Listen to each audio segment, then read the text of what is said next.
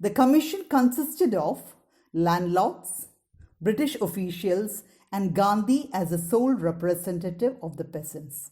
There too, we can see injustice being done by the British. Why? The commission consisted of landlords who were British, government officials who supported the British, and only Gandhi was the representative for the sharecroppers. So there was only one Indian representative for the sharecroppers. Gandhi remained in Champaran for an initial uninterrupted period of 7 months and then again for several shorter visits. The visit, undertaken casually on the entreaty of an unlettered peasant in the expectation that it would last a few days, occupied almost a year of Gandhi's life. So Gandhi remained in Champaran for about 7 months, and then again he made several shorter visits to Champaran. This visit was actually undertaken. He had come to Champaran on the request of an illiterate peasant with the hope that he would sort out this issue within a few days and then he would return back to his ashram. But later on, Gandhi realizes that it took almost a year for him to sort out this injustice in Champaran. The official inquiry assembled a crushing mountain of evidence against the big planters, and when they saw this, they agreed, in principle, to make refunds to the peasants. But how much must we pay? They asked Gandhi. So this official commission appointed by the Lieutenant Governor did inquiries and found that there was a lot of evidence against the injustice done to the sharecroppers by the British landlords. And when they found this out, finally it was decided in principle to return back the payment to the peasants. But how far that would be feasible, we will have to wait and see. But how much must we pay? They asked Gandhi. So it was decided that they must make the payment back to the peasants. They thought he would demand repayment in full of the money which they had illegally and deceitfully extorted from the sharecroppers. So when they asked this question, how much must we repay to the sharecroppers, they thought that Gandhi would ask for the return of the full amount they had illegally and deceitfully, cunningly taken by force from the sharecroppers. But Gandhi asked only for 50%. He asked only 50%. Gandhi told them they need to pay only half the amount which they had taken from the sharecroppers. There he seemed adamant. He seemed very stubborn there. Writes Reverend J.Z. Hodge, a British missionary in Champaran who observed the entire episode at close range. Thinking probably that he would not give way, the representative of the planters offered to refund to the extent of 25%, and to his amazement, Mr. Gandhi took him at his word, thus breaking the deadlock. So, they thought that Gandhi would demand the full payment to the sharecroppers, but Gandhi only asked for 50%. This is told by Reverend J.Z. Hodge, a British missionary who had been watching this and who supported the sharecroppers' cause. So thinking probably that he would not give way, that because Gandhi was stubborn about the 50%, they said that they are not ready for the 50%, they are ready to give 25%. But to his amazement, Gandhi agreed. So, if it is only 25%, fine, Gandhi asked them to return the 25% back to the sharecroppers. This settlement was adopted unanimously by the commission.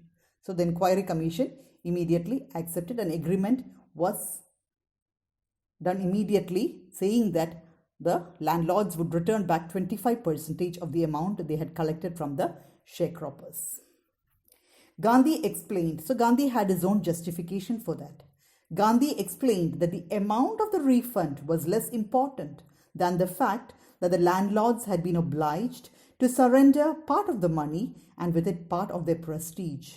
Therefore, as far as the peasants were concerned, the planters had behaved as lords above the law. Now, the peasant saw that he had rights and defenders. He learned courage.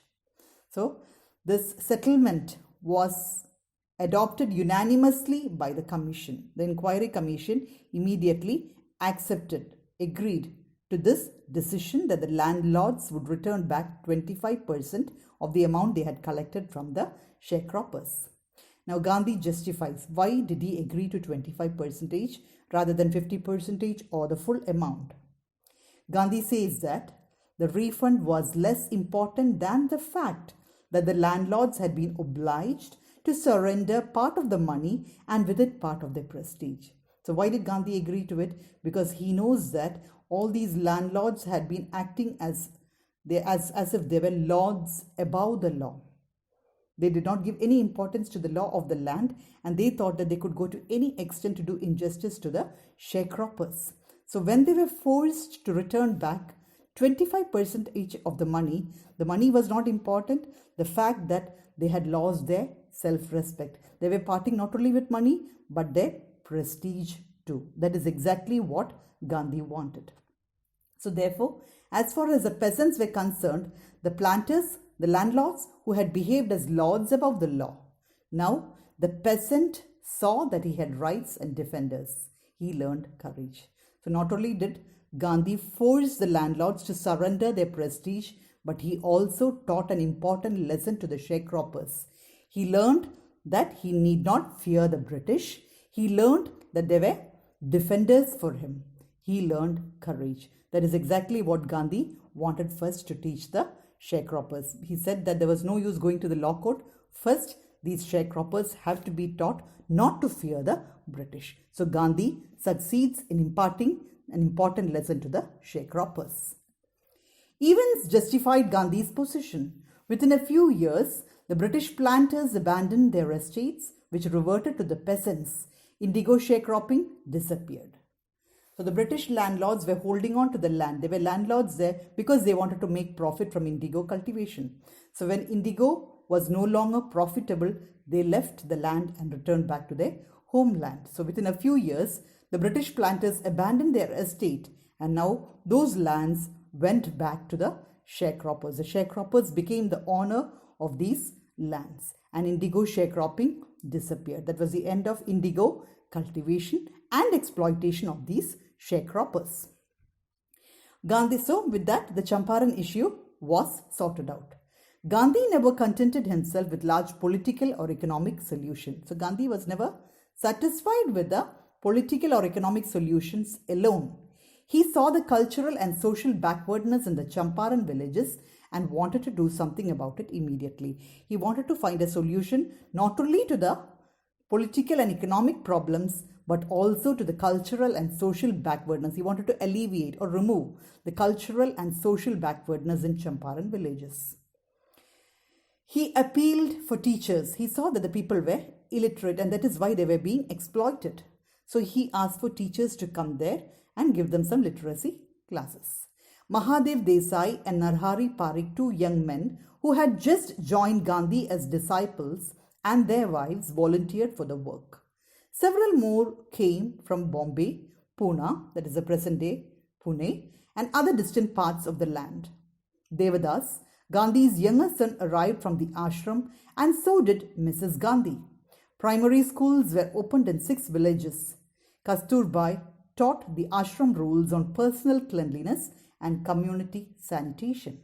So, Gandhi now asked for 2 teachers, Mahadev Desai and Narhari Parikh, 2 young men who were also followers of Gandhi, and their wives. They all came down to help these poor villagers.